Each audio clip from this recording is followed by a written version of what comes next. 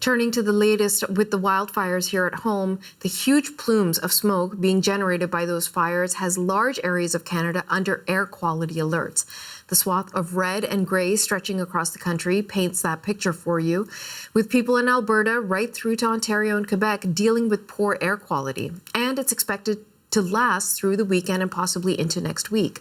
CBC's Sarah Reid joins us now from Edmonton with more on this. So Sarah, just how dangerous is the air quality situation due to the fires? Well, across the prairies, it's extremely dangerous, but it does vary depending on where you are. So many communities in Manitoba, as well as northern Saskatchewan and here in northern Alberta, they're facing air quality indexes of 10 plus. That's as high as the scale can go.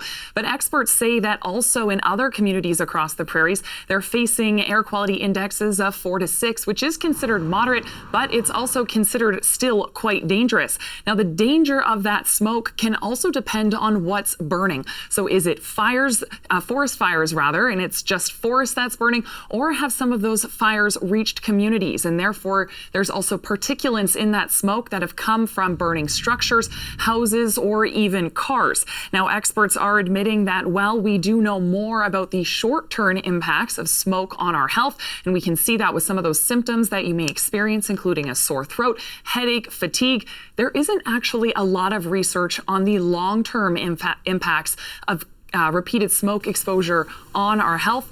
And that includes repeated smoke exposure for vulnerable groups, including children or pregnant women. Their lungs are still growing. Your lungs continue to grow until you're in your early 20s. And so year after year, does this repeated exposure that we're likely to experience because of climate change cause the lungs to be stunted in growth, have more risk of things like asthma and COPD? Now, due to ongoing wildfires year after year, the University of Manitoba is actually setting up the first in Canada research center dedicated to just researching how air pollution is impacting our health. And let's talk about the wildfire situation. What's it like right now? Is there any chance of a reprieve from all that smoke? Well, with so many fires burning across the prairies, it doesn't seem like the smoke is going to be lessening over the course of the weekend or even into next week. Now, in northern Manitoba, 4 new fires were sparked overnight. That was due to a storm that came through that did bring rain, but it also brought some lightning.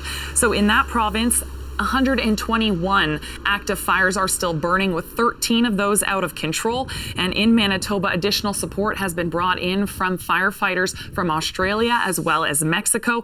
And the smoke is actually hindering their efforts there. So they aren't able to fight the fires from the air with water bombers or helicopters when there's low visibility, which was the case yesterday. And in addition to fighting the active fires, crews across the prairies are also working to protect communities near those fires.